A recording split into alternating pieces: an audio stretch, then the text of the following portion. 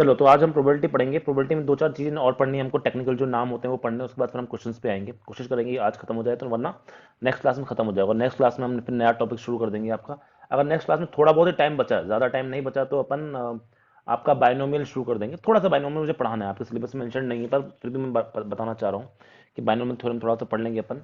और उसके बाद फिर हम अपना कैलकुलस पे आ जाएंगे। कैलकुलस काफी बड़ा टॉपिक है और इंपॉर्टेंट भी ऑटोमेटिकली। चलो तो अपन ने लास्ट टाइम पे कहाँ छोड़ा था, अपन पढ़ रहे थे वहाँ पे एलजेब्रा के बारे में पढ़ रहे थे अपन, कि एलजेब्रा ऑफ इवेंट्स की जब हम वहाँ पे बात कर रहे थे। तो एलजेब्रा ऑफ इवेंट्स की अगर हम बात करें यहाँ पे, तो उसमें बहुत सारी चीज़ें हमको पढ़नी है। जैसे हमको पढ़ना है उसमें कॉम्प्लीमेंट्री इवेंट्स क्या होते हैं, इन सब के बारे में पढ़ना है। तो एलजेब्रा के बारे में मैंने आपको बताया था, एलजेब्रा क्या होता है कि आप यूनियन पढ़ते हैं, इंटरसेक्शन पढ़ते हैं, और आप डिफरेंस पढ़ते हैं। ये सब आप सब ये सारी चीजें पढ़ते हैं, लेकिन किसके ऊपर, आप बाकी सारी भी चीजें पढ़ते हैं, आप सेट्स के ऊपर ये सारी चीजें पढ़ते हैं। जैसे अपन कॉम्प्लीमेंट्री भी पढ़ते हैं, तो ये सारी चीजें अपन पढ़ते हैं, लेकिन सेट्स के ऊपर पढ़ते हैं। तो उन्हीं सेट्स वाली चीजों को हमें यहाँ पढ़ना है। पहले हम सिंपल तरीके से पढ़ेंगे, जैसा आप सेट्स में पढ़ते हो वैसे पढ़ेंगे। इससे आपका सेट्स भी क्लियर हो जाएगा और ऑटोमेटिकली ये भी क्लियर हो जाएगा। फिर उसको हम वेन डायग्राम से ही निपटाने की कोशिश करेंगे। चलिए देखिए, तो पहले अपन जो एल्जेब्रा ऑफ इवेंट्स में सबसे पहली जो चीज हम पढ़ते हैं वो होते हैं आपके कॉम्प्लीमेंट्री इवेंट। अब कॉम्प्लीमेंट्री इवेंट का मतलब क्या होता है, तो ये सिंपल सा, इसकी बहुत सिंपल सी परिभाषा होती है।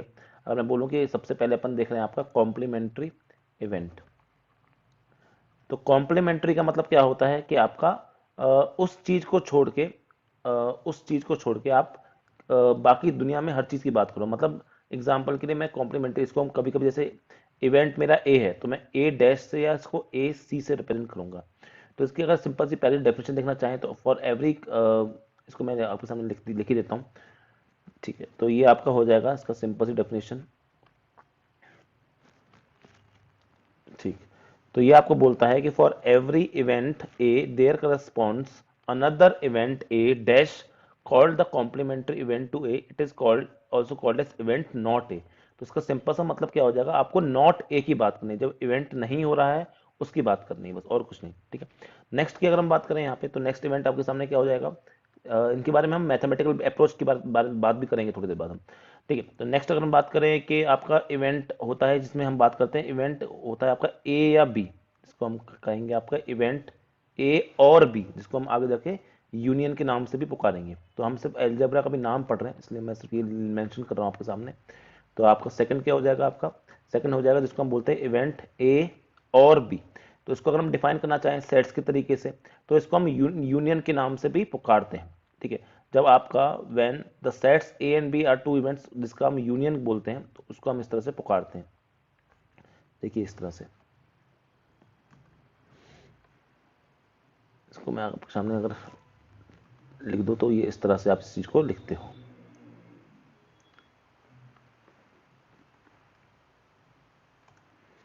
देखिए तो ये क्या बोल रहा है, समझेंगे इसको। When the sets A and B are two events associated with the sample space, then A union B, जिसको it is the event either A or B. इसको एक ही बात है, याद रखेंगे ये दोनों चीज एक ही है आपकी, दोनों में कोई फर्क नहीं है। आप या तो उसको ए यूनियन बी बोल लीजिए, या फिर उसको क्या बोलते हैं, आइदर ए और बी और बोथ। ये बहुत इंपॉर्टेंट शब्द है कि जब भी ए यूनियन बी की बात होगी, इसी को हम इवेंट ए और बी बोलते हैं। तो या तो ए या बी या दोनों, इन दोनों को हम इसके पूरे के अंडर इंक्लूड करते हैं। इसको हम ए यूनियन बी से डिनोट करते हैं, या ए और बी के नाम से कहते हैं। इसको मैथमेटिकली अगर हम सेट्स के फॉर्म में अगर लिखना चाहते हैं, तो वो ए और बी का डिनोट करता है कि ये ए यूनियन बी डिनोट करता है। ठीक है, जिसमें ओमेगा, ओमेगा मतलब कोई भी आउटकम, ओमेगा जो है या तो ए को बिलोंग करेगा या बी को बिलोंग करेगा, उसको हम ओमेगा बोलते हैं। ओमेगा का मतलब कोई भी आउटकम, ऐसा आउटकम जो कि या तो ए को बिलोंग करेगा या बी को बिलोंग करेगा, उसको हम आपका बोलते हैं ओमेगा। ठीक है, ओमेगा से बस हम डिनोट कर रहे हैं। नेक्स्ट बात करते हैं हम आपका जो नेक्स्ट इवेंट है, जिसको हम बोल सकते हैं आपका the event A and B. यहाँ पे हम बात कर रहे हैं आपके एंड की, एक है और एक और दूसरा है आपका एंड। तो इसको अगर मैं आपके सामने मेंशन करूं तो ये आपका हो जाएगा नेक्स्ट, ये हो जाएगा आपका इवेंट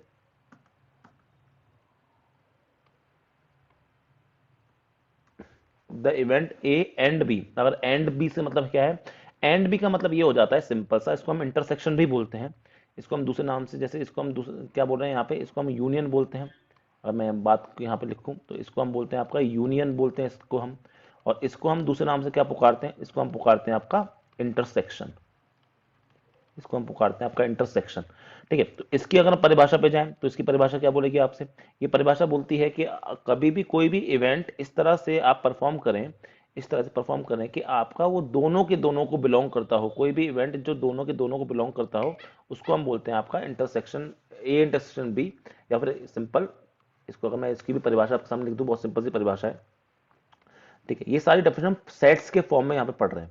तो इसको अगर मैं मेंशन करूँ तो ये क्या हो जाएगा आपका, if A and B are two events then A intersection B denotes the event A and B. दस मतलब ए इंटरसेक्शन बी का मतलब कहते हैं ऐसा कोई भी आउटकम, ऐसा कोई भी आपका आउटकम जो कि ए को भी बिलोंग कर रहा हो और बी को भी, दोनों को एक साथ कर रहा हो, उसको हम बोलते हैं आपका इवेंट ए एंड बी, या इंटरसेक्शन के नाम से पुकार सकते हैं। नेक्स्ट क्या हो जाएगा, नेक्स्ट उसको हम डिफरेंस के नाम से बुलाते हैं, ए माइनस बी बोल देते हैं, या फिर कभी कभी बोलते हैं event A but not B. Next को अगर हम लिखूं मैं आपके सामने तो क्या हो जाएगा, ए बट नॉट बी। तो देखिए ये आपका हो जाएगा यहाँ पे, ये हो गया आपका event A but not B. तो इसकी परिभाषा क्या हो जाएगी, इसमें ये है कि वो सारी चीजें आपको लेके चलनी है जो कि आपके ए में आती हैं, लेकिन बी का पार्ट नहीं है। हम जब इसको वेन डायग्राम समझेंगे तो बहुत इजी लगेगा उस टाइम समझने में, अभी सिर्फ हम इसकी परिभाषा दिखाना चाह रहे हैं कि क्या परिभाषा होती है। तो इसको कभी कभी हम ए माइनस बी या डिफरेंस के नाम से भी पुकारते हैं, इसको हम सेट्स की भाषा में, इसको हम सेट्स की भाषा में डिफरेंस के नाम से भी पुकारते हैं। तो एल्जेब्रा ही है और कुछ नहीं है डिफरेंस। ये आपका हो गया, तो ये होता है एडिशन, ये होता है आपका और ये होता है आपका डिफरेंस। इसको हम कभी कभी ऐसे ए माइनस बी के नाम से भी लिखते हैं। इसका मतलब कुछ नहीं, वो सारे इवेंट जो ए में आ रहे हैं लेकिन वही इवेंट बी में नहीं आने चाहिए, उन बी वाले इवेंट को आपको उसमें से हटा देना, तो उसको हम ए माइनस बी बोलते हैं। इसको अगर हम लिखना चाहें तो इसको हम क्या बोलेंगे आपका, इसको हम इस तरह से सामने बहुत प्यार से डेफिनेशन आपके सामने लिख सकते हैं इसकी। देखिए ये क्या हो जाएगा आपका, ये हो जाएगा इस तरह से। ये छोटे छोटे रिलेशन भी आपसे एग्जाम में पूछे जाते हैं, तो उनको भी आपको याद करना है। जैसे ये मैंने आपके सामने लिख दिया इस तरह से। तो ये क्या बोल रहा है आपसे, ये बोल रहा है कि we know that A minus B से ही लिखते हैं इसको, is the set of all those elements which are in A but not in B, जो ए में है लेकिन बी में नहीं होते हैं। There for set A minus B में denote the event A but not B. ठीक है, ए बट नॉट बी। और इसको लिखने का तरीका, ये जो स्टैंडर्ड चीज है इसको आपको समझना है और याद भी रखना है कैसे लिखते हैं ये चीज। ए माइनस बी को आप कैसे लिख सकते हैं, ए माइनस बी को आप लिख सकते हैं ए इंटरसेक्शन बी डैश। ये बी डैश लिखा हुआ है यहाँ पे, ध्यान देना, यहाँ पे क्या लिखा हुआ है आपका, ये बी डैश लिखा हुआ है। बी डैश से मतलब यहाँ पे बी कॉम्प्लीमेंट्री है, ये बी डैश है यहाँ पे, बी कॉम्प्लीमेंट्री और ए। मतलब आपको क्या करना है, वेन डायग्राम में भी इसको मैं वापस दिखाऊंगा आपको, आपको ए लेना है लेकिन ये ध्यान रखना है कि बी ना आना चाहिए। तो A and but not B, A and not be दोनों को एक साथ मैंने लिख दिया, तो इंटरसेक्शन यहाँ पे आता है। बच्चे इस बात में कंफ्यूज होते हैं कि ए माइनस बी को मुझे ये तो समझ आता है इंटरसेक्शन, ये कॉम्प्लीमेंट्री लगाना है, पर आपका ये इंटरसेक्शन लगाना है कि यूनियन लगाना है, तो ये याद रखना है। इसका मतलब क्या हो जाएगा, ए हो सकता है और आपका बी डैश हो सकता है और दोनों भी हो सकते हैं, ये नहीं लिखेंगे आप। इसका मतलब ये है कि ए होना ही चाहिए और उसमें से आपका जो बी आ रहा है उसको निकाल देना चाहिए, तो सिर्फ ए की बात होती है। तो इसको हम यहाँ पे इस तरह से मेंशन करते हैं। तो ये चीज आपको याद रखना है कि इस तरह से लिखना आना चाहिए, इस तरह से। चलिए, तो ये आपके कुछ कुछ मैंने आपको यहाँ पे बता दिए, कुछ कुछ यहाँ पे आपको बता दिए कि आप कैसे कैसे इन चीज़ों को कर सकते हो। ठीक है, बाकी हमारे लिए मैं फिर से बता दूं, ये बहुत ज़्यादा इंपॉर्टेंट नहीं है। ठीक है, लेकिन फिर भी चलिए आपके एक काम करते हैं, एक क्वेश्चन करवा देते हैं इस पे, क्योंकि ये सेट्स वाला तरीका है और सेट्स वाला तरीका आपके लिए ज़्यादा इंपॉर्टेंट है नहीं। तो एक एग्जाम्पल मैं आपको यहाँ पे करवा देता हूँ और एग्जाम्पल के थ्रू आप क्या करेंगे कि मुझे सेट्स के तरीके से इसके आंसर करके दिखाएंगे। हम वेन डायग्राम से करेंगे और जल्दी इसके आंसर आएंगे। चलिए क्वेश्चन देखते हैं। क्वेश्चन को अगर मैं यहाँ पे आपके सामने टाइप करूं तो आपके सामने ये रहा क्वेश्चन। ठीक, हाँ, तो क्वेश्चन है आपके सामने जो आपसे बोल रहा है कि consider the experiment of rolling a die, let A B the event, let A B the event getting a prime number. A बोल रहा है कि आपको एक ऐसा इवेंट लेना है जिसमें प्राइम नंबर आना चाहिए। ठीक है, and B B the event getting an odd number. ठीक है, right the sets representing the events A or B, A and B, A but not B and not A. अब सुनो, तो सबसे पहले इस तरह की क्वेश्चन में हमको क्या करना है, सबसे पहले इस तरह क्वेश्चन को हमको लिखना है अपना सैंपल स्पेस, या जिसको हम अपना सेट्स की भाषा में यूनिवर्सल सेट बोलते हैं। तो एस से प्रेजेंट करते हैं। तो एस में क्या आ जाएगा, वो सारी चीजें जो आपके एक डाई को रोल करने से आ सकता है। तो 1 आ सकता है, 2 आ सकता है, 3 आ सकता है, 4 आ सकता है, 5 आ सकता है और 6 आ सकता है। राइट, ठीक है। अब इवेंट ए की बात हो रही है, तो इवेंट ए इस तरह से क्या क्या बोल रहा है इवेंट ए आपसे बोलता है कि आपको वो सारे नंबर चाहिए जो कि क्या है, आपके प्राइम है। ठीक है, तो 1 2 3 4 5 में से प्राइम कौन कौन सा है? 2 प्राइम है, याद रखना। 1 जो होता है, ये अगर बता नहीं है तो सुन ले, 1 इज नाइदर प्राइम, और प्राइम का उल्टा क्या होता है? Composite. Neither prime nor composite. Prime की परिभाषा क्या होती है? ऐसे नंबर जिनके पास में कम से कम दो फैक्टर, मतलब जिनके पास सिर्फ और सिर्फ दो फैक्टर होते हैं, दो फैक्टर होने भी चाहिए, और और आपके दो ही होने चाहिए, मतलब ठीक है, एक नहीं होना चाहिए। तो 1 के पास सिर्फ एक ही होता है। प्राइम के मतलब होता है दो फैक्टर होने चाहिए, जिनसे एक होता है 1 और एक होता है नंबर इटसेल्फ। कंपोजिट जिनके पास में एक से दो से ज्यादा आपके फैक्टर्स होते हैं, उनको कंपोजिट बोलते हैं। तो आपका दुनिया का सबसे छोटा प्राइम नंबर 2 होता है। ठीक है, तो इवेंट ए क्या बोलता है? इवेंट ए बोलता है कि वो सारे नंबर जो कि आपके प्राइम है। तो कौन कौन प्राइम है? 2 प्राइम है, 3 प्राइम है, और 5 प्राइम है। तो 2 3 और 5 are the outcomes which will be included in event A. Next is your event B. अगर हम इवेंट बी की बात करते हैं यहाँ पे, तो इवेंट बी क्या हो जाएगा? Getting an odd number.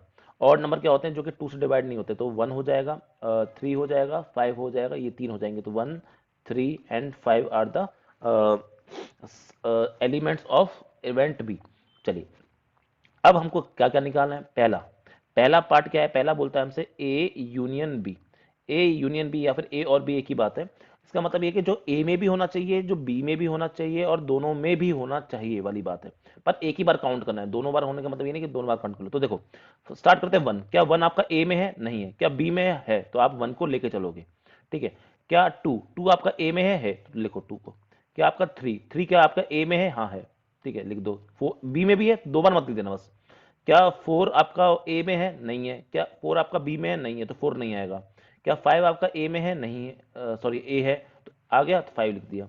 अब नेक्स्ट बात करते हैं 6। क्या 6 आपका ए में है? नहीं है। क्या 6 आपका बी में है? नहीं है, तो आपका आंसर 6 भी नहीं आएगा, तो यहीं पे खत्म हो जाएगी। तो आंसर क्या हो जाएगा आपका? ए यूनियन बी का आंसर हो जाएगा 1 2 3 5। आई होप कि समझ में आ रहा होगा। आपको बस यहाँ पे ये चेक करना है कि आपका जो नंबर है वो उन दोनों में से किसी भी एक में है कि नहीं। अगर किसी भी एक में होगा तो आप उसको लिख दोगे। सेकंड पार्ट, सेकंड पार्ट बोलता है ए एंड बी। इसका मतलब क्या है? ए इंटरसेक्शन बी, मतलब ए और बी दोनों में होना चाहिए। ऐसा एलिमेंट ढूंढो जो ए और बी दोनों में हो। तो 2 दोनों में नहीं है, 3 दोनों में है तो 3 लिख दिया, 5 दोनों में है तो 5 भी दोनों में है, तो ये लिख दिया। तो ये आपके आउटकम्स हो जाएंगे। ये आपका सेट बन गया ए इंटरसेक्शन बी का। नेक्स्ट नेक्स्ट बात करते हैं हम यहाँ पे। नेक्स्ट बोलता है आपसे ए बट नॉट बी। ठीक है, ए बट नॉट बी का मतलब क्या हो जाएगा? ए माइनस बी। ए माइनस बी मतलब जो आपका ए में आ रहा है लेकिन, और अगर बी में भी आ रहा है तो उसको हटा देंगे। तो देखो, तुम क्या समझो, ए में कौन आ रहा है? 2 आ रहा है, 3 आ रहा है, 5 आ रहा है। बी में कौन आ रहा है? 1 आ रहा है, 3 आ रहा है, 5 आ रहा है। ऐसे एलिमेंट जो ए में आ रहे हैं, तो ए में कौन कौन से आ रहे हैं? 2 आ रहा है, 3 आ रहा है, 5 आ रहा है। बी में कौन कौन से आ रहे हैं? 1 आ रहा है, 3 आ रहा है, 5 आ रहा है। कॉमन नहीं देखना आपको, तो आपको देखना है कि ए में से वो वाले एलिमेंट जो बी में भी आ रहे हैं उनको हटा दो। तो ए में कौन से एलिमेंट है जो बी में आ रहे हैं? तो आपका 3 और 5 आ रहे हैं, तो इन 3 और 5 को यहां से हटा दो। तो बचा क्या? 2 ही बचा। 1 को मत लिख देना गलती से भी। बच्चे सोचते हैं 1 आपका नहीं, 1 को नहीं लिखना है, क्योंकि यहाँ पे आपको बस वो बताना है कि जो कि नहीं आ रहा है। आपको सॉरी, ए में आ रहा था लेकिन बी में से उसको हटा दिया। ठीक है, इसको मैंने इस तरह से लिखा आपका। चलिए, बहुत अच्छी बात है। ओके, तो अगर मैं नेक्स्ट की बात करूं यहाँ पे, तो ये आपका 2 आ गया। ठीक है, नेक्स्ट है आपका नॉट ए। ऐसे एलिमेंट जो ए में नहीं है। ठीक है, नॉट ए मतलब ए कॉम्प्लीमेंट, ए डैश या फिर ए सी से भी लिख सकते हैं उसको। इसका मतलब जो ए में नहीं है, तो आपको ये सोचते टाइम पे ना, आप बी के बारे में कुछ नहीं सोचेंगे। आप बस ये सोचेंगे ए के अंदर कौन कौन आ रहे हैं।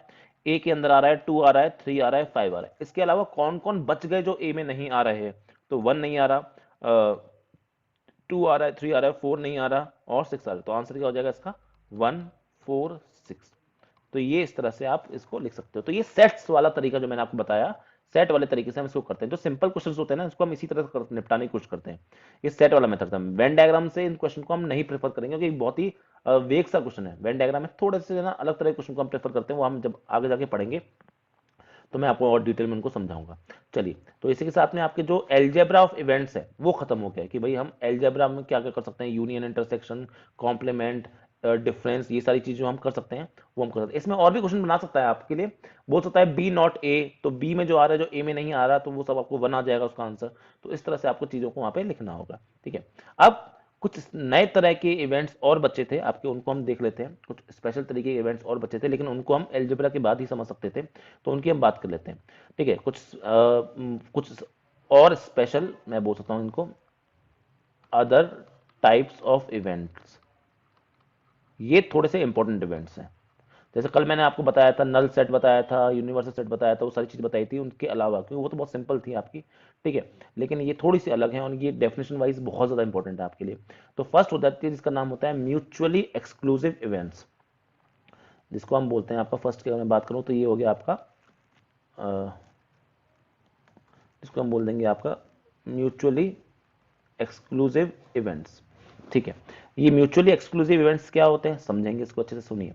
तो ये ऐसे इवेंट्स होते हैं, ऐसे दो या तीन इवेंट, दो या दो से ज्यादा ऐसे इवेंट्स जिनका आपस में कोई लेना देना नहीं होगा, ऐसे इवेंट्स को हम बोलते हैं म्यूचुअली एक्सक्लूसिव इवेंट्स, ठीक है। अगर मैं इसको अगर डेफिनेशन वाइज लिखूं तो समझिएगा। देखिए,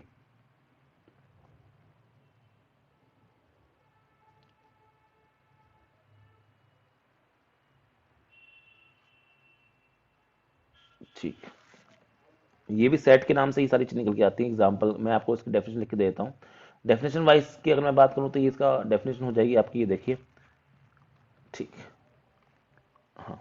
तो two events A and B are called mutually exclusive events if the occurrence of any one of them excludes the occurrence of other event, that is if they cannot occur simultaneously। मतलब simple से एक बात है इसमें, mutually exclusive का मतलब simple सा इतना होगा कि जब आपका कोई एक इवेंट आ चुका है तो अब किसी दूसरा इवेंट नहीं आना चाहिए। सिंपल सी बात यह कि अगर दो इवेंट के होने की कोई गुंजाइश है, कोई गुंजाइश है, तो अगर उनमें से एक हो गया तो दूसरा नहीं होगा, दूसरा हो गया है तो पहला नहीं होगा। बस इतना सेंस कहने का मेरा मतलब है, ठीक है, कि अगर एक हो गया है तो दूसरा नहीं होना चाहिए, दूसरा हो गया तो पहला नहीं होना चाहिए। जैसे एग्जांपल के लिए अगर मैं बात करूं, एक एक्सपेरिमेंट ले लेते हैं। जैसे मैंने क्या किया कि डाई फेंका, ठीक है, एग्जांपल समझेंगे, डाई एग्जांपल ज्यादा अच्छा समझाएगा आपको। अगर मैंने एक डाई फेंका और डाई में मैंने आपको फेंकने के बाद जो सैंपल स्पेस होता है, एग्जांपल मैं आपको यहाँ पे समझाता हूँ। देखिए, मान लीजिए मैंने क्या किया, एक डाई को रोल किया, ठीक है। डाई को रोल करने के बाद जो सैंपल स्पेस बनता है वो क्या बनता है आपका, 1 2 3 4 5 6 का सैंपल स्पेस आपके सामने बनकर तैयार होता है, राइट। अगर उसमें मैं आपको ये बोलूं कि मैं आपको एक इवेंट देता हूं ए, एक इवेंट मैंने आपको ए देखा, देखो म्यूचुअली एक्सक्लूसिव इवेंट और इंडिपेंडेंट इवेंट्स के आगे पढ़ेंगे हम। ये सारे जो होते हैं ये दो या दो से ज्यादा पे लागू होते हैं।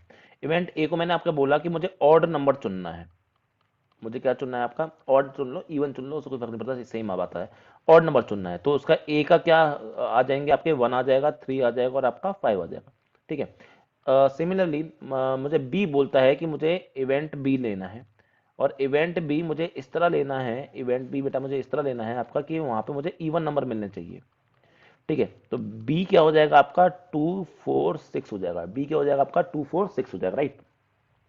तो मैंने अब बोला कि अब खुद आप देख सकते हो, आपको देख के समझ में आ जाएगा कि अगर मैंने ए को लिया तो बी कभी नहीं आ सकता, ठीक है, और अगर मैंने बी को लिया, ठीक है, तो ए कभी नहीं आ सकता, ठीक है। क्योंकि अगर आप कहीं आपसे बोलता है कि मुझे ऐसा आउटकम बताओ जो कि इवन हो, या तो कोई नंबर, या तो कोई नंबर इवन होगा या तो कोई नंबर ऑड होगा, राइट।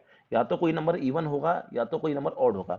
ऐसा कभी पॉसिबल ही नहीं है, ऐसा कभी पॉसिबल ही नहीं है कि मैं ए और बी जैसे एक चीजों को उठा लाऊं। या तो नंबर क्या होता है, कोई भी इवन होगा, या नंबर क्या होगा आपका, ऑड होगा, ठीक है। तो अगर आपसे बोलता है इवन बताओ तो आप इसमें से बताओगे, अगर बोलता है ऑड बताओ तो इसमें से बताओगे। इवन बताते टाइम पे आप इसमें से कोई नंबर नहीं उठा सकते, ऑड बताते टाइम पे आप इसमें से कोई नंबर नहीं उठा सकते, सॉरी उल्टा बोलती है, इवन उठाते टाइम पे आप इसमें से कोई नहीं बता सकते, ऑड बताते टाइम पे आप इसमें से कोई नहीं उठा सकते। तो ये दोनों इवेंट आपस में क्या कहलाते हैं, these two events are mutually exclusive to each other, mutually exclusive to each other,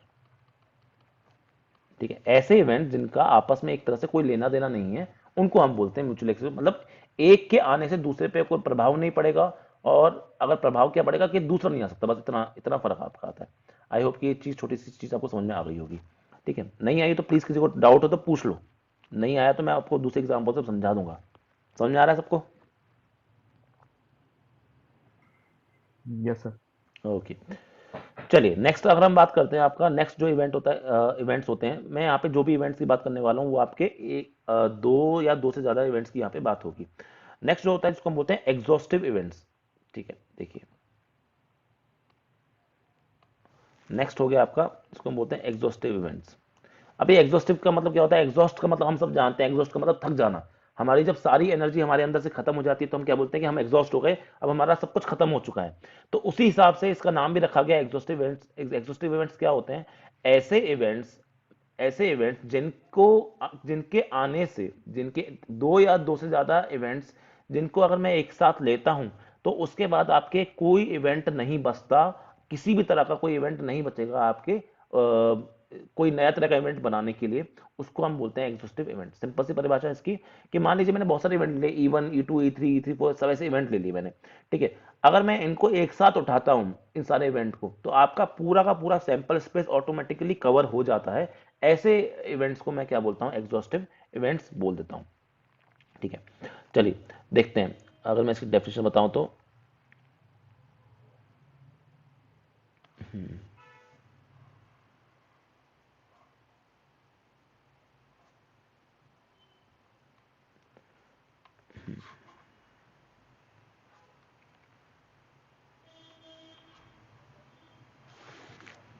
ठीक है, तो आपकी यहाँ पे डेफिनेशन ये हो गई, आपकी टाइप यहाँ पे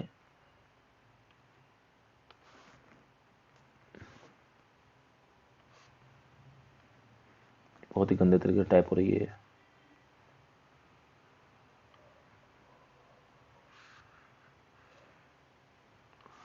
इसको हटा ही देते हैं।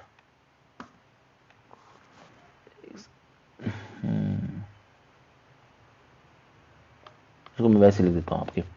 चलिए, तो नेक्स्ट है आपका एग्जॉस्टिव इवेंट्स। तो एग्जॉस्टिव इवेंट्स का मतलब क्या हो गया, इसका मतलब कुछ नहीं है, ये आपने मान लीजिए बहुत सारे इवेंट्स लिए, E1 E2 E3 इस तरह से इवेंट ले लिए, उन सबको जब आप एक साथ कंबाइन करते हो, उन सबको आप जब क्या करते हो एक साथ कंबाइन करते हो, तो आपके टोटल सैंपल स्पेस को क्या करता है, आपका कवर कर लेता है, टोटल सैंपल स्पेस को कवर कर लेता है। ऐसे इवेंट्स को हम क्या बोलते हैं, आपका ऐसे इवेंट को हम बोलते हैं अपना एग्जॉस्टिव इवेंट्स बोलते हैं। देखिए, ठीक,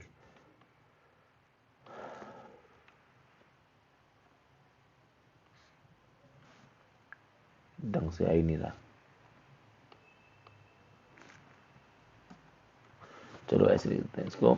ये आपका हो जाएगा यहाँ पे कि मैंने मान लीजिए बहुत सारे इवेंट ले लिए, मेरे इवेंट्स हैं आपके इवेंट्स E1 E2 E3 और गोस टू EN, ऐसे बहुत सारे आपने इवेंट्स ले लिए, ठीक है, जो कि ऑब्वियसली सबके सब आपके सैंपल स्पेस को ही बिलोंग करते हैं, उसके बाहर तो होते नहीं है, ठीक है। अगर मैंने इन सब का यूनियन ले लिया, E1 union E2 union E3 union E4 union, ठीक है, इस तरह से मैं लेता चला और EN तक चला गया मैं यूनियन लेके, तो ये क्या करेगा, आपका आपको सामने अपने सैंपल स्पेस बना के दे देगा, ये आपके पूरे सैंपल स्पेस को कवर कर देगा। तो इन सारे इवेंट्स को, इन सारे E1 E2 E3 E1 E2 E3 ऐसे केस में मैं इन सारे इवेंट्स को क्या बोलता हूँ, आपका एग्जॉस्टिव इवेंट्स बोलता हूँ। मतलब सिंपल सा इतना है इसका कि ऐसे इवेंट्स जिनको मैं अगर एक साथ ले लूँ एक बार, ऐसे इवेंट्स जिनको अगर मैं एक साथ ले लूँ एक बार, तो उनको मैं क्या बोलता हूँ कि वो आपके पूरे सैंपल स्पेस को कवर कर देते हैं। ऐसे इवेंट्स को मैं क्या बोलता हूँ, आपका एग्जॉस्टिव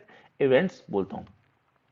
चलिए एग्जाम्पल की अगर हम बात करें तो कभी कभी क्या होता है ना, कभी कभी कुछ ऐसे इवेंट्स हो सकते हैं जो आपके एग्जॉस्टिव भी हो सकते हैं और म्यूचुअली एक्सक्लूसिव भी हो सकते हैं। एग्जाम्पल समझो, यही वाला एग्जाम्पल उठा के चलते हैं, यही वाला, ठीक है। इसमें मैंने ए क्या मान रखा है आपका, इसकी अगर मैं ए की बात करूं यहाँ पे, ये सेम एग्जाम्पल मैं लेके चलता हूं, तो अगर मैं ए यूनियन बी ले लूं, अगर मैं ए यूनियन बी ले लूं, तो आप क्या बोलेंगे, आप ये बोलेंगे कि यहाँ पे क्या आ जाएगा, 1 2 3, वो तो आ गए आपके, सॉरी 1 3 5, 1 3 5 तो आ गए आपके ए वाले आ गए, और आपके बाकी 2 4 6 आ गए आपके बी वाले आ गए। इसको थोड़ा सा अच्छे तरीके से रैंडम तरीके से छोड़ के अच्छे तरीके से लिखूं तो ये आपका ही आ गया।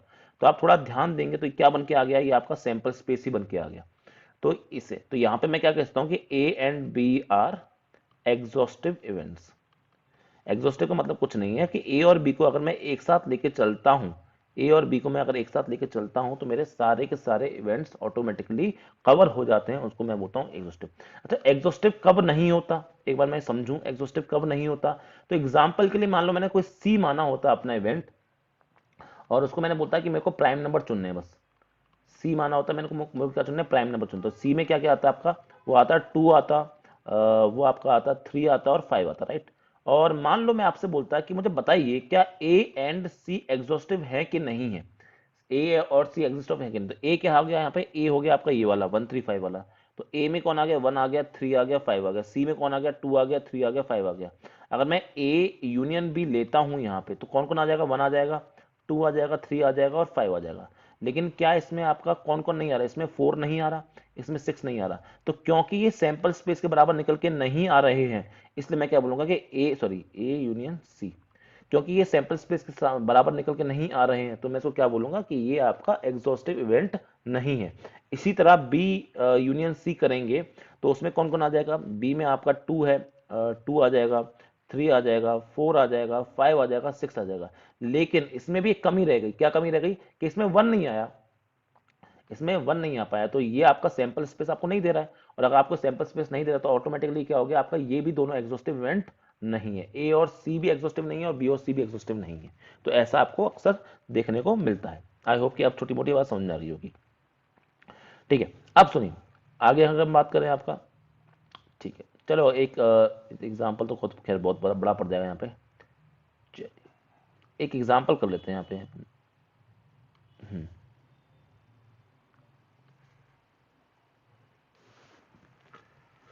चलिए, तो एग्जाम्पल की अगर हम बात करें यहाँ पे,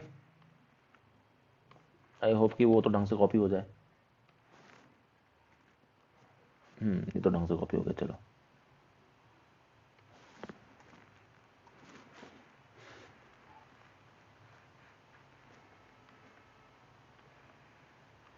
चलिए, तो एग्जाम्पल आपके सामने लिखा हुआ क्वेश्चन है आपके सामने। अ कॉइन इज टॉस 3 टाइम्स, अगर एक कॉइन को 3 बार फेंकेंगे तो आपके पास में कितनी नंबर ऑफ आउटकम्स आएंगे, 3 बार फेंका है तो 2 की पावर 3 यानी 2 की पावर 3 यानी 8 आपके आउटकम्स आएंगे। आप चाहोगे तो मैं आपके सामने लिख भी दूंगा।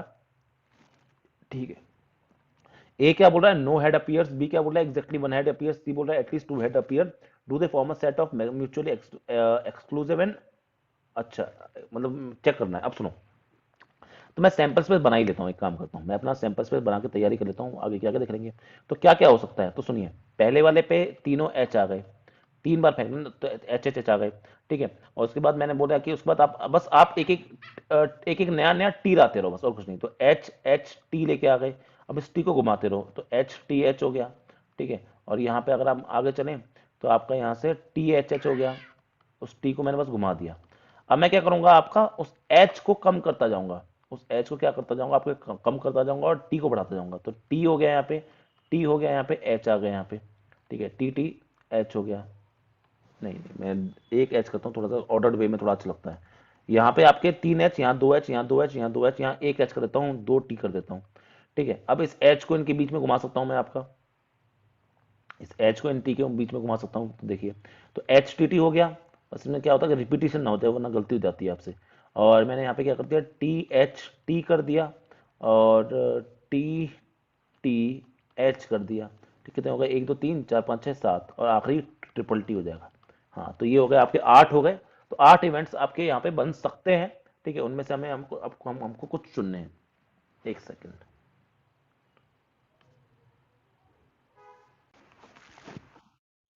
तो आपके सामने मैंने ए 8 के 8 जो पॉसिबल है आउटकम्स को लिख दिया। अब ए क्या बोल रहा है, नो हेड अपीयर्स, कोई हेड नहीं आना चाहिए। तो इसमें हेड है, इसमें हेड है, इसमें हेड है, इसमें हेड है, इसमें हेड है। देखो सब में हेड तो आएगा ही ऑब्वियसली, तो एक ही पॉसिबिलिटी इसमें हेड ना आए, वो आपको कौन सा है, ट्रिपल टी, जिसमें तीनों क्या हो जाए आपके, टी हो जाए। नेक्स्ट क्या बोल रहा है, बी, बी इवेंट क्या है आपका, बी इवेंट बोलता है एग्जैक्टली 1 हेड अपीयर्स, सिर्फ एक हेड आना चाहिए। तो कौन कौन से आपके, तो ऑब्वियसली बात है जब एक हेड आएगा तो आपका ये वाला हो जाएगा, क्या कहते हैं, जो जिसमें 2 टी होने चाहिए। तो ये हो जाएगा, ये हो जाएगा, ये हो जाएगा। तो 3 ही ऐसे आउटकम्स हो सकते हैं जिसमें आपके ये सारी पॉसिबिलिटी हो सकती है। तो मैंने लिखता हूँ उसको एच टी टी, दूसरा टी एच टी, और तीसरा टी टी एच हो गया आपका। चलिए ठीक है, नेक्स्ट बात करते हैं आपका, नेक्स्ट क्या हो जाएगा आपका, सी। सी क्या बोल रहा है, एटलीस्ट 2 हेड्स अपीयर, सी बोल रहा है कम से कम 2 हेड तो आने चाहिए। कम से कम 2 हेड बोल रहा है, तो यानी तीनों हेड भी हो सकते हैं ना, तो तीनों हेड भी आ जाएंगे आपके यहाँ पे। ठीक है, और यहाँ पे कम से कम 2, तो ये सारे हो जाएंगे, ये हो जाएगा, ये हो जाएगा, ये हो जाएगा, ये हो जाएगा, कम से कम 2 हेड से, तो आपका ये वाले हो जाएंगे, एच एच टी हो जाएगा, एच टी एच हो जाएगा, और आपका यहाँ पे टी एच एच हो जाएगा। बस इतनी, तो ये आपके 4 इसके अंदर आ जाएंगे। अब हमको चेक करना है कि इनमें से कौन से सेट हैं जो आपके म्यूचुअली एक्सक्लूसिव हैं और कौन से सेट हैं जो आपके म्यूचुअल। तो देखो, पहली बात तो मुझे तीनों के लिए भी चेक करना है और दो दो को लेके भी चेक करना है, तीनों के लिए भी चेक करना है और दो दो को लेके भी चेक करना है। तो मैं एक काम करता हूं, मैं A union B union C करता हूं। A union B union C करता हूँ, अगर इनको बनाने के बाद में मेरे पास में पूरा सैंपल स्पेस बन के तैयार हो जाता है तो मैं बोलूंगा ये एग्जॉस्टिव होंगे। तो ए में क्या आ गया, टी, तो मैं टी आ रहा है, ठीक है, तो मैं टी को सबसे लास्ट में लिख देता हूँ जानबूझ के, ठीक है। एक का काम करते हैं, लिख देते हैं, जैसे आपको लिखना है वैसे लिखिए, टी लिख दिया, ठीक है। ये आपका हो चुका है। बी क्या, बी को लिख दो टी एच टी और टी एच।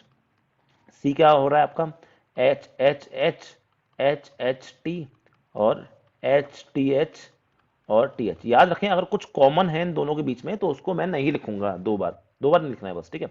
अब चेक कर लेते हैं क्या आपके ये सैंपल स्पेस दे रहे हैं कि नहीं दे रहे हैं। तो एक तो तरीका क्या है कि टी, ये रहा टी, हाँ, एच ऐसे एक तरीका क्या है, आप गिन लो ना इसको सीधे सीधे।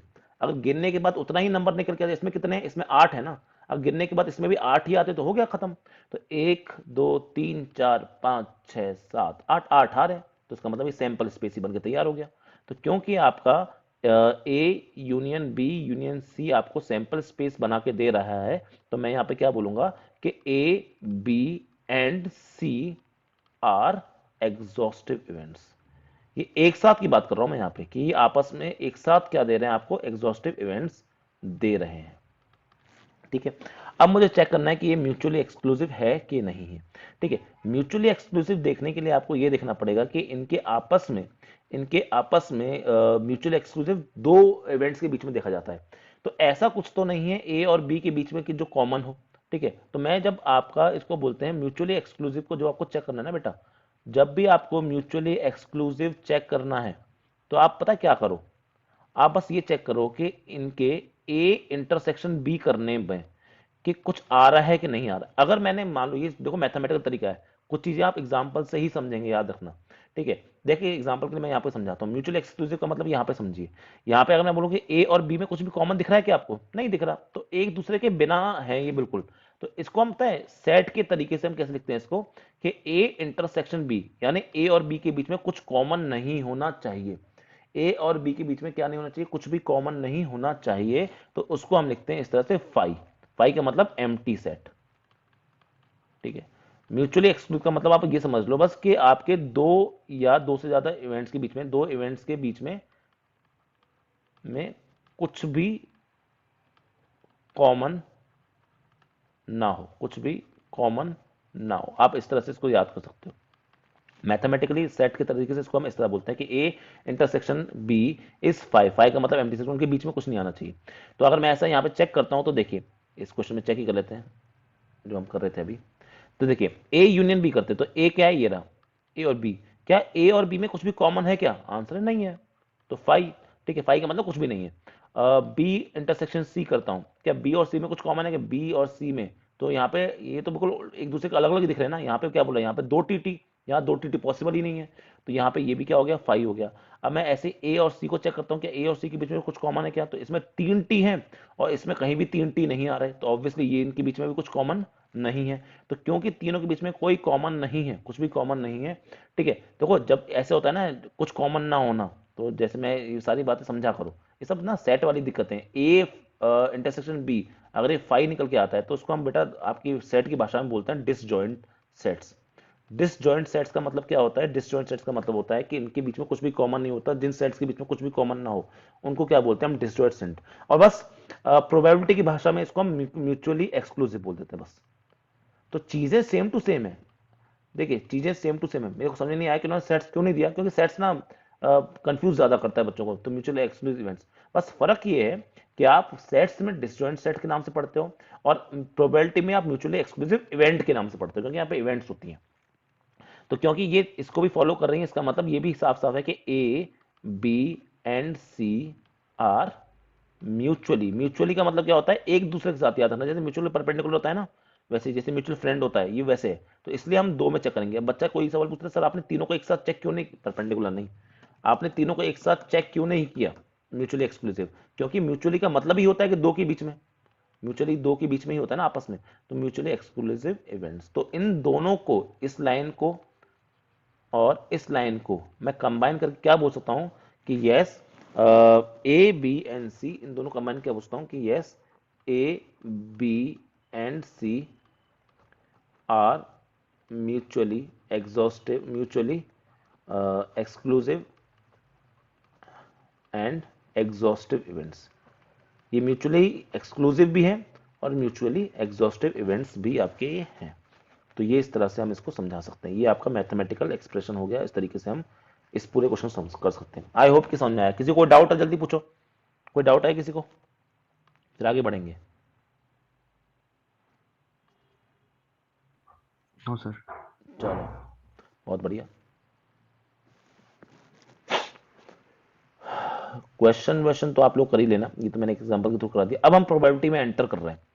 अब हम कर रहे हैं आपका एंट्री प्रोबेबिलिटी में, अब सुनेंगे।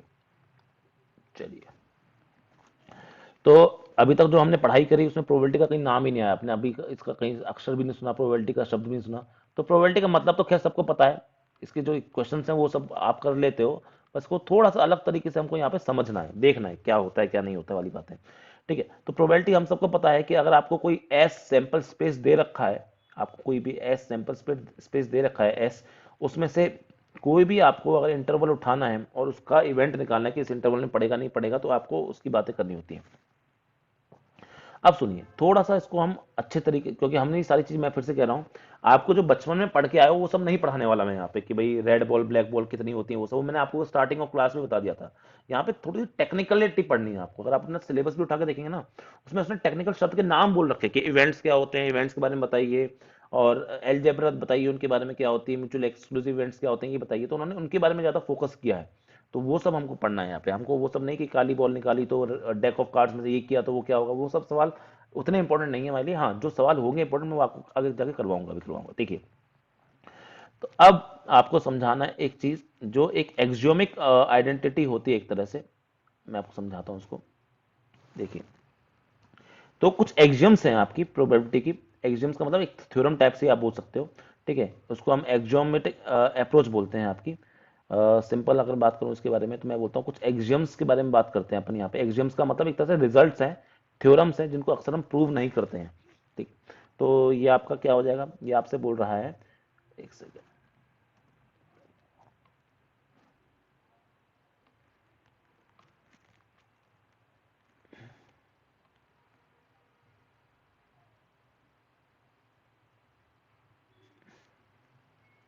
ठीक है, तो ये बोल रहा है कि मान लीजिए एस कोई सैंपल स्पेस है किसी रैंडम एक्सपेरिमेंट का, the probability P is a real valued function. ये अब हम उसको देखना, प्रोबेबिलिटी आप बचपन में से ऐसे पढ़े थे कि चांस निकालने का तरीका होता है, एक मैथमेटिकल अप्रोच होता है। अब आप उसको समझिए एक फंक्शन होता है जिसकी जो डोमेन है, जो डोमेन है एस, वो क्या होती है, वो आपकी एस के अंदर ही लाई करता है। बहुत टेक्निकल शब्द हैं ये, इंजीनियरिंग में पढ़ाई जाती है, उतना टेक्निकल आपको पढ़ना नहीं है।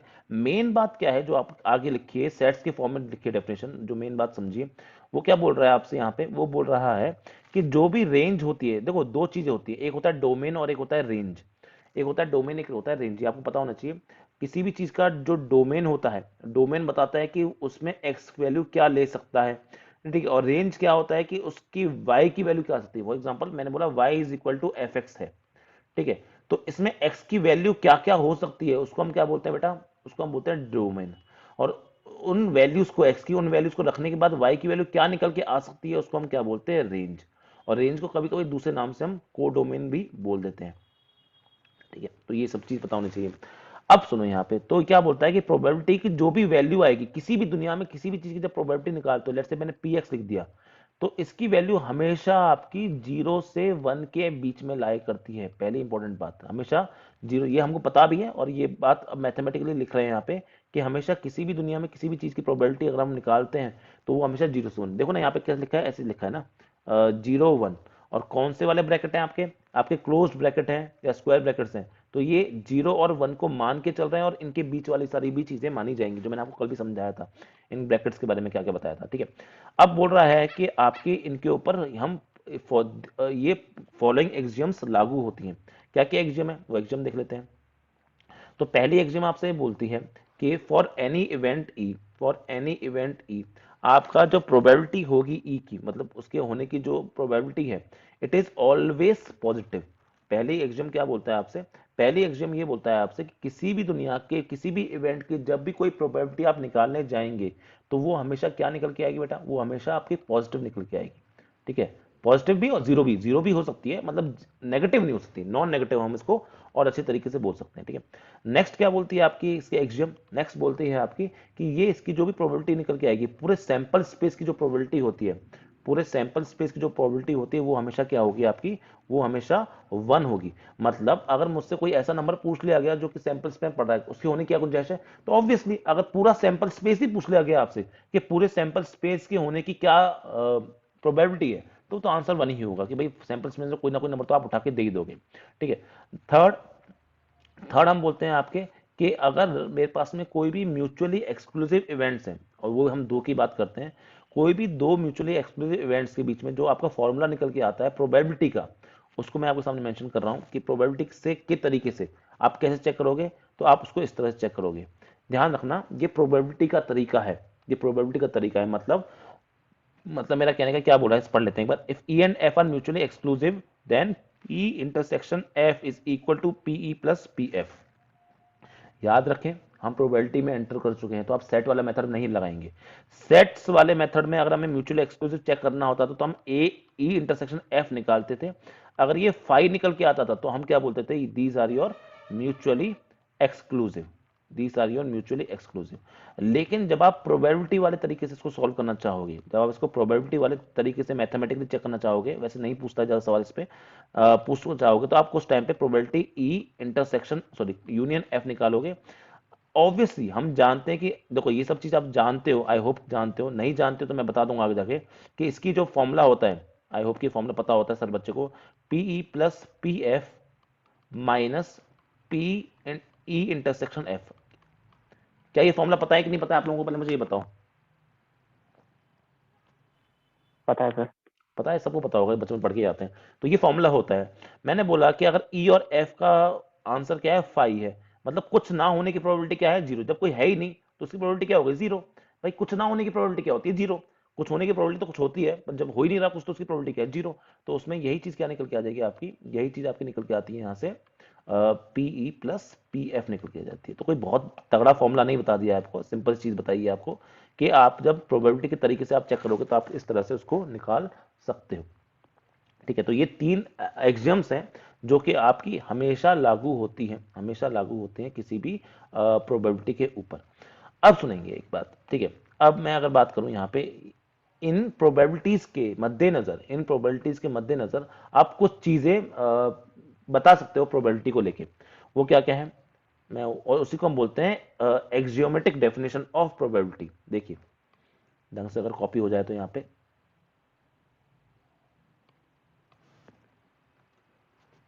नहीं हुआ, कोई बात नहीं, ठीक है, तो इसको वैसे ही समझाते हैं। तो इनके हिसाब से कुछ डेफिनेशन बनती हैं आपकी, जिसके हिसाब से आप प्रोबेबिलिटी के बारे में कुछ भी बता सकते हो। एक ओमेगा नाम की चीज है, ओमेगा का मतलब कुछ मत समझना, ओमेगा का मतलब आउटकम्स को हम ओमेगा बोलते हैं। जैसे एस के अंदर कोई भी वैल्यूज जो आ रही है उसको हम ओमेगा के नाम से दर्शाएंगे। ठीक है, तो यहाँ से आपकी डेफिनेशन निकल के आती है, जिसको हम एक्सोमेटिक डेफिनेशन ऑफ प्रोबेबिलिटी बोलते हैं, कि प्रोबेबिलिटी के लिए क्या क्या आप डिफाइन कर सकते हो। तो 3 पॉइंट हैं जो आप यहाँ पे डिफाइन कर सकते हो, बस वो कॉपी हो जाए ढंग से।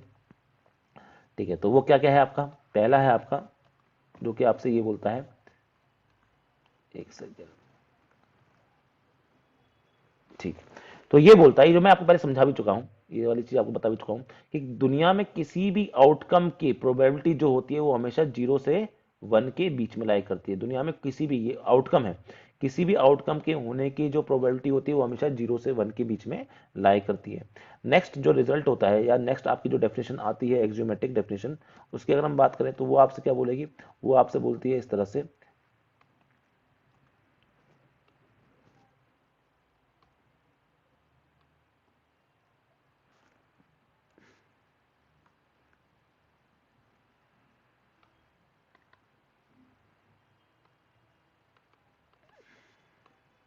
गंदा तरीका, ठीक, तो यहाँ पे वापस कर देते हैं।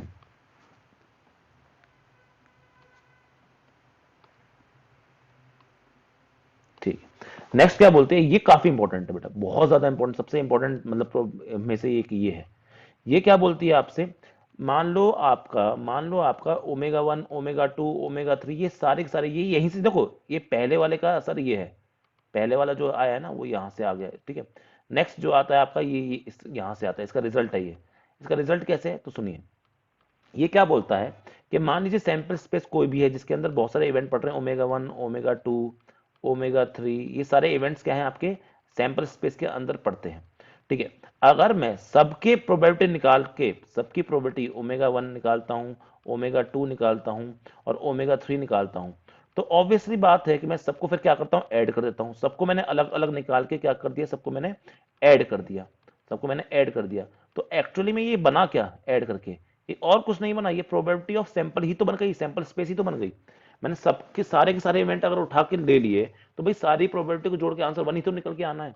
तो ये वही आपका सेकंड रिजल्ट का ही रिजल्ट है, ठीक है। लास्ट जो आपकी बताता है, उस लास्ट को भी अपन लिख लेते हैं यहाँ पे। वो लास्ट आपका हो गया इस तरीके से,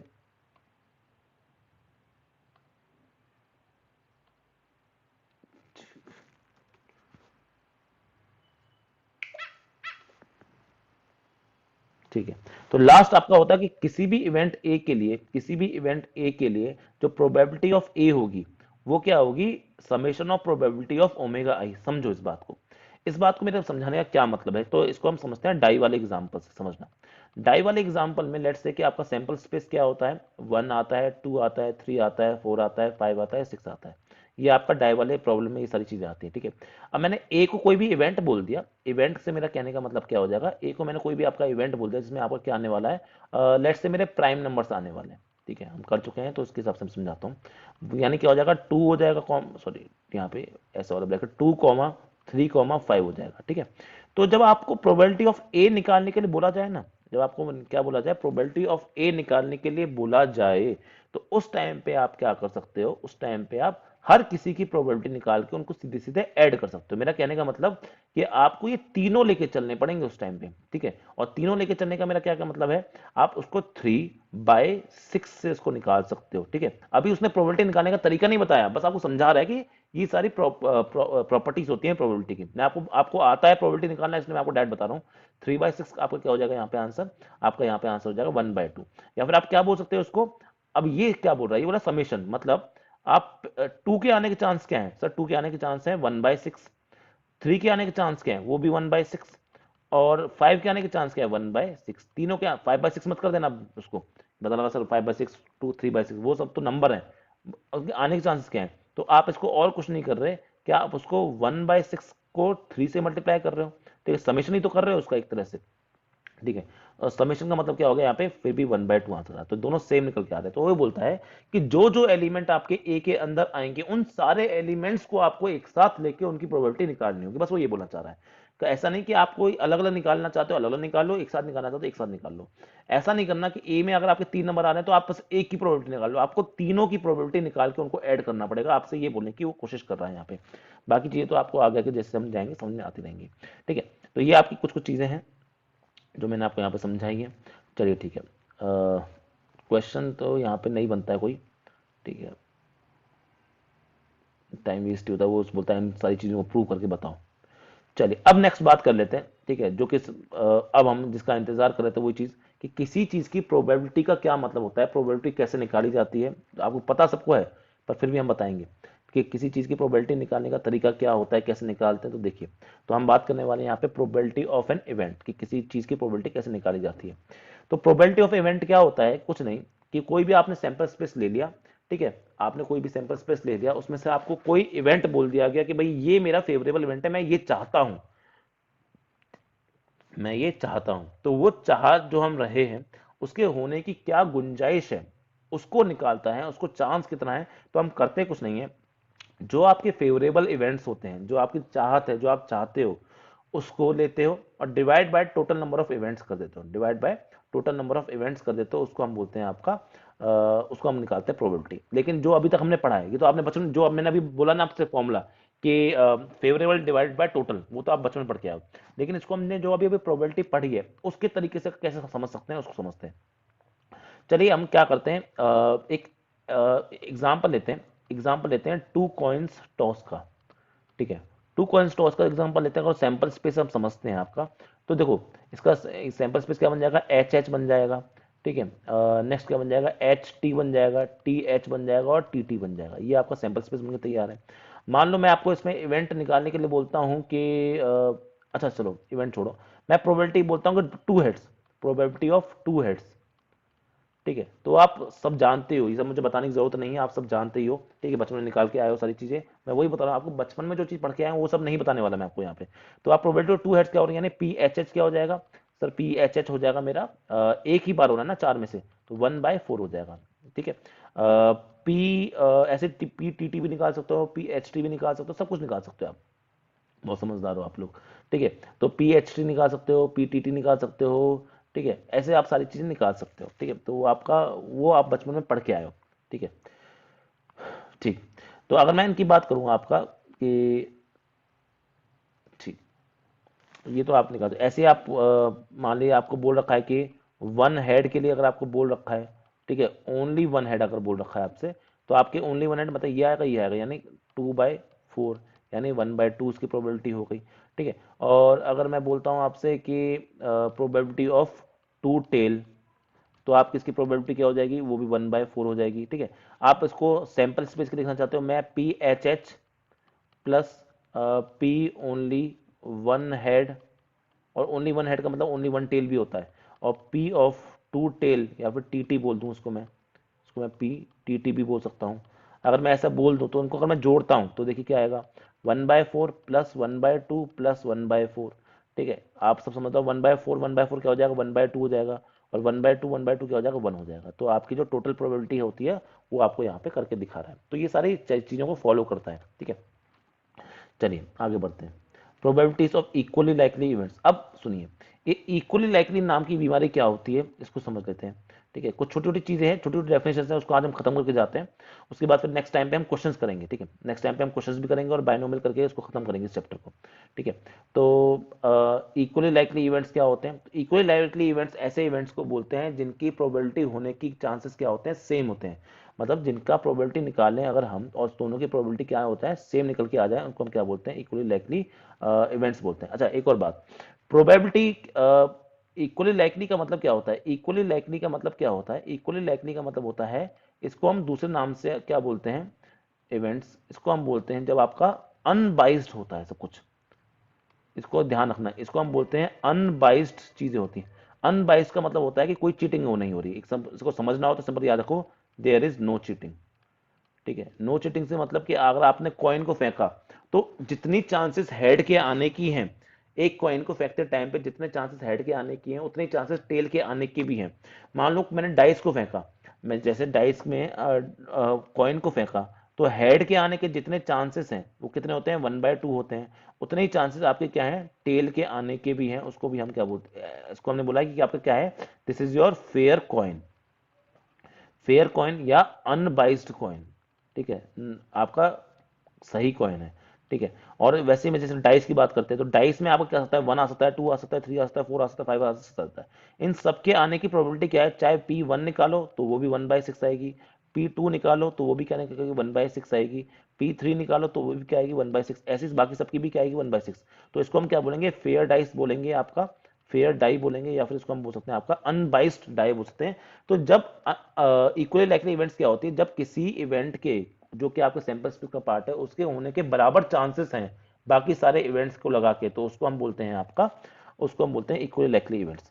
तो इक्वली लाइकली इवेंट्स के लिए जब हम बेटा प्रोबेबिलिटी निकालते हैं अपनी, जब हम इसकी निकालते हैं अपनी probability of equally likely events की, तो उसको हम कैसे निकालते हैं, उसका फॉर्मूला होता है आपका, उसका फॉर्मूला जो आप पढ़ के आए हो ना, जो आप बचपन से आप पढ़ रहे थे, वो formula actually equally likely events के लिए हुआ करता था, अनबाइस्ड के लिए। तो उसको हम बोलेंगे आपका नंबर ऑफ, जैसे इसको मैं लिखूंगा और अच्छे तरीके से इसको लिखूंगा, मैं छोटा कर देता हूँ, पी ऑफ ई लिखूंगा, तो ये क्या हो जाएगा, number of events, number of outcomes, number of outcomes favourable to E divided by number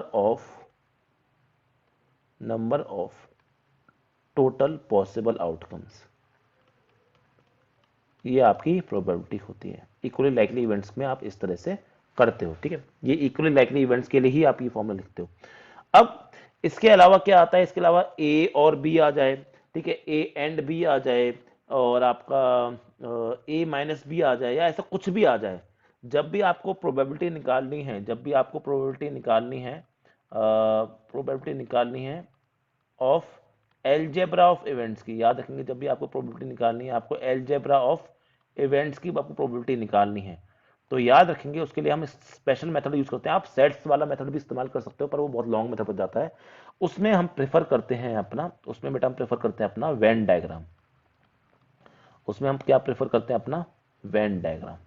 अभी वेन डायग्राम क्या होता है इसको समझ लेते हैं जल्दी जल्दी से। वेन डायग्राम में अगर बात करें तो जैसे हम इवेंट डायग्राम आप 2 इवेंट के लिए, 3 इवेंट के लिए, 4 इवेंट के लिए, 10 इवेंट के लिए किसी के लिए भी इवेंट के लिए बना सकते हो। हम जो हमारे सिलेबस में है वो सिर्फ 2 इवेंट्स का है, 3 के लिए भी मैं आपको नेक्स्ट क्लास में बता दूंगा। तो ए एंड बी आपके 2 इवेंट्स हैं, ठीक है, ये आपके 2 इवेंट्स हैं जो कैसे भी हो सकते हैं, ठीक है, वो इक्वल लाइकली हो, म्यूचुअल एक्सक्लूसिव हो, एग्जॉस्टिव हो, नहीं कोई फर्क नहीं पड़ता, ठीक है। और आपका एस क्या है, आपका सैंपल स्पेस। एस क्या है, आपका सैंपल स्पेस। तो सबसे पहले क्या करेंगे अपन, सबसे पहले एक अपना बनाएंगे, यहाँ पे हम एक डब्बा बनाएंगे। सबसे पहले एक डब्बा बनाएंगे। ये जो डब्बा होता है, ये डब्बा क्या होता है, ये डब्बा होता है आपका सैंपल स्पेस का। ये डब्बा जो होता है इसको हम एस नाम से लिख देते हैं, जो सैंपल स्पेस को या यूनिवर्सल सेट को रिप्रेजेंट करता है। अब इसमें से आपके 2 चीजें हो सकती हैं, समझ लेंगे, क्योंकि बहुत इजी चीज है लेकिन बहुत इंपॉर्टेंट चीज है। एक को मैंने गोला बनाया, और फिर ऐसे सिमिलरली मैंने दूसरे का भी गोला बनाऊंगा। अभी दूसरे का मैंने गोला बनाया इस तरीके से, ठीक है, इस तरह से मैंने गोला बनाए 2। अब सुनेंगे यहाँ पे, ऐसे मैंने गोले बनाए। इस पूरे गोले को जो पिंकी गोला है आपका, पिंकी है जैसा भी रंग का है, इस पूरे गोले को मैंने क्या बोल दिया, आपका ए बोल दिया। और ये जो हरा गोला गोला है, हरा है, नीला है, जैसा भी है, इसको मैंने क्या बोल दिया, बी। तो इस पूरे नीले गोले के अंदर जो भी आने वाला है वो सब कुछ बी है। इस पूरे पिंक की गोले के अंदर जो भी आने वाला है वो सब क्या है, आपका ए है। और इनके बीच में आप देख रहे हो कुछ पार्ट कॉमन दिख रहा है, इनके बीच में कुछ पार्ट आपको कॉमन दिख रहा है। जो पार्ट इन दोनों के बीच में कॉमन दिख रहा है वो क्या है, जो ए में भी है और बी में भी है। तो इसको हम क्या रिप्रेजेंट करेंगे, आपका इसको हम रिप्रेजेंट करेंगे आपके, इसको हम रिप्रेजेंट करते हैं आपके ए इंटरसेक्शन बी से। इसको हम रिप्रेजेंट करते हैं आपका ए इंटरसेक्शन बी से रिप्रेजेंट करते हैं, ठीक है। तो यहां पे जो सबसे बड़ा सवाल बनता है, जो सबसे ज्यादा एग्जाम में पूछी जाती है चीज, अच्छा और बताते हैं बात, ठीक है। जो सिर्फ आपका ऐसा पार्ट यहां पे दिख रहा है जो सिर्फ पिंकी पार्ट है आपका, ठीक है, जो मिक्सचर में नहीं इंक्लूड हो रहा, ठीक है। तो जैसे मैं इसकी बात कर दूं, जो आपका मिक्सचर में इंक्लूडेड नहीं है, ठीक है, तो मैं इसकी बात करता हूँ, जो सिर्फ कितना है, यहां से इसको हटा दिया जाए, ठीक है। और ये वाला जो है एक तरह से चंदा सा मान लो, इस टाइप का, ठीक है, ये पार्ट, इस पार्ट को हम क्या बोलेंगे, ये कौन सा पार्ट है, जो ए तो है लेकिन बी का जो भी थोड़ा बहुत अंश भी आ रहा है उसको मैंने हटा दिया, तो इसको हम क्या बोलेंगे, ए माइनस बी बोल देंगे, या दूसरी भाषा में ए इंटरसेक्शन बी कॉम्प्लीमेंट, ये भी बोल सकते हैं इसको हम, ठीक है। ये हो गया आपका। नेक्स्ट अगर मैं बात करूं इसके बारे में, नेक्स्ट बात करूं अगर इसके बारे में, तो यहाँ पे अगर मैं इसी तरह से दूसरे पार्ट में अगर ले लूं अपना, तो जो ये वाला पार्ट है जो मैं बनाने वाला हूँ आपका, ये हरा वाला जो पार्ट बना रहा हूँ गोला में, ठीक है, ये वाला पार्ट, ये वाला पार्ट कौन सा हो जाएगा, ये वो वाला पार्ट है जो आपका बी में पड़ता है, लेकिन इसमें ए का जो थोड़ा बहुत भी अंश आने वाला है उसको मैंने क्या कर दिया, हटा दिया। तो इसको मैं क्या बोलूंगा, आपका बी माइनस ए के नाम से पुकारूंगा, बी माइनस ए के नाम से। याद रखें ए जो है वो पूरा है, ए जो है ये पूरा था, जैसे वैसे जैसे जैसे आपका ये बी था, ये पूरा गोला जो पूरा बी गोला दिख रहा है वो आपका ही था। बी माइनस ए जो अंदर आपका शेडेड मैंने इसके अंदर बनाया है, कलर के हिसाब से आप ज्यादा अच्छे से समझ पाओगे, इसलिए मैं कलर से आपको समझाने की कोशिश कर रहा हूँ। बी माइनस ए, या फिर आप दूसरे तरीके से क्या बोल सकते हो उसको, बी इंटरसेक्शन ए कॉम्प्लीमेंट के नाम से भी उसको आप बुला सकते हो, ठीक है। चलिए, तो ये आपको समझ में आना चाहिए। अच्छा, एक और बात, कभी कभी हम ये भी समझ सकते हैं आपके लिए, कभी कभी हम ये भी समझ सकते हैं यहाँ पे आपका कि जब आपका यहाँ पे निकल के आएगा, मैं क्या बोलने वाला था, हाँ, जब कभी कभी ऐसे पूछता है कि ए कॉम्प्लीमेंट क्या होगा या ए डैश कहाँ होगा, सर मुझे वो बना के दिखाइए, इसलिए प्लीज समझना, आप डायग्राम खराब होने वाला है। तो ए कॉम्प्लीमेंट क्या होगा या ए डैश क्या होगा, यहाँ डायग्राम खराब होगा, इसलिए अगर आपके पास में बाद में जब वीडियो देखोगे तो वीडियो देख के आप अपने हिसाब से ड्राइंग बनाना। ए डैश का मतलब ये है कि जो कि क्या, इसका सिंपल मतलब क्या है, which is not a, which is not a, मतलब सैंपल स्पेस का वो पूरा का पूरा पार्ट जो कि ए के अंदर नहीं आता है उसको आपको लेके चलना है। एग्जाम्पल, मेरा कहने का मतलब क्या हो जाएगा यहाँ पे, समझ लेना बेटा यहाँ पे, क्योंकि थोड़ा सा बच्चे कंफ्यूज होते हैं यहाँ पे। तो ये पूरा सैंपल स्पेस, ये पूरा सैंपल स्पेस यहाँ से लेकर यहाँ से लेकर, बस ये ए नहीं आना चाहिए। जहां जहां आपको ए दिख रहा है उसको हटा के, जहां जहां आपको ए दिख रहा है उसको हटा के बी भी आ जाएगा उसके अंदर। ठीक है, ये क्या है आपका, ये बी भी आ जाएगा। तो ये जो पूरा का पूरा पार्ट आपको दिख रहा है जो मैं आपके सामने बना रहा हूँ, ये पूरा का पूरा जो शेडेड पार्ट है, ठीक है, ये पूरा पूरा जो शेडेड पार्ट मैंने आपके सामने बना दिया है। कलरिंग पे ध्यान नहीं देनी, यहाँ कलरिंग नहीं सिखा रहा हूँ मैं आपको, ना ड्राइंग सिखा रहा हूँ सर। लाइन आपकी सर, कलर जो है वो बाहर जा रहे हैं, वो सब नहीं सीख रहे हैं आप। ठीक है, तो ये इस तरह से आपका ये जो भी पार्ट है, ये सारा पार्ट बेटा जो है वो क्या कहलाएगा आपका, ये सारा पार्ट, ये पार्ट कहलाएगा आपका ए कॉम्प्लीमेंट। ठीक है, तो बस इसको मैंने छोड़ दिया। जो मैंने आपका ये पीला पीला पार्ट बनाया है ना, ये ऐसे मैं बनाया था यहाँ पे, तो पीला पीला पार्ट है, ये आपको दिखा रहा है यहाँ पे ए कॉम्प्लीमेंट दिखा रहा है। ठीक है, समझ में आया सबको? ये ऐसे आप बी के लिए बना सकते हो। बताइए, समझ में आया है?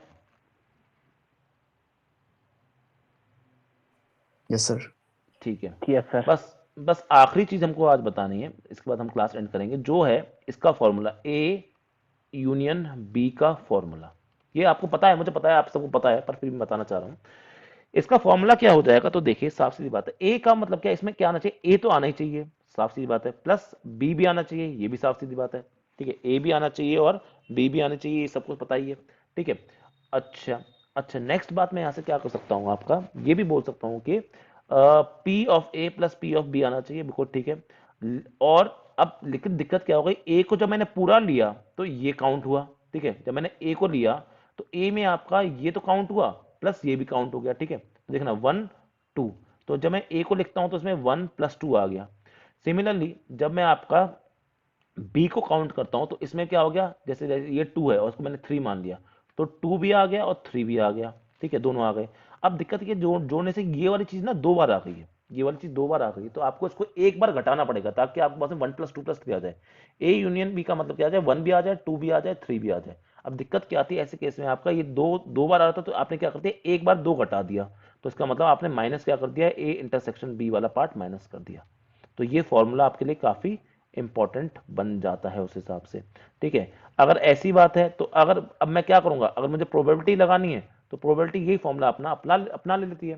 तो प्रोबेबिलिटी जब निकालूंगा तो कुछ भी नहीं करना, प्रोबेबिलिटी निकालते टाइम पे, अभी तो हम सिर्फ इनके इवेंट के बारे में समझे, तो P of A union B is equal to P of A plus P of B minus P intersection A B. तो आपका ये आंसर निकल के आ जाएगा। ठीक है, तो आप प्रोबेबिलिटी के टर्म में इस तरह से लिख सकते हैं सारी चीज़ों को। आई होप कि ये चीज़ आपको उससे समझ में आ गई होगी। ठीक है, तो चलो बच्चों, आज की क्लास को हम यहीं खत्म कर रहे हैं। ठीक है, आज की क्लास को हम यहीं खत्म कर रहे हैं। इसके बाद हम वेन डायग्राम से किस तरह सवाल को सॉल्व किया जाता है और कैसे कैसे जो नए सवाल हैं जो आपके एग्जाम में यहाँ से प्रोबेबिलिटी से बनते हैं उनको हम कवर करेंगे। ठीक है, तो आज की क्लास को यहीं समाप्त करते हैं, फिर मिलते हैं आपसे नेक्स्ट क्लास में। चलिए, thank you very much. Thank you sir. Okay sir, thank you sir. Thank you.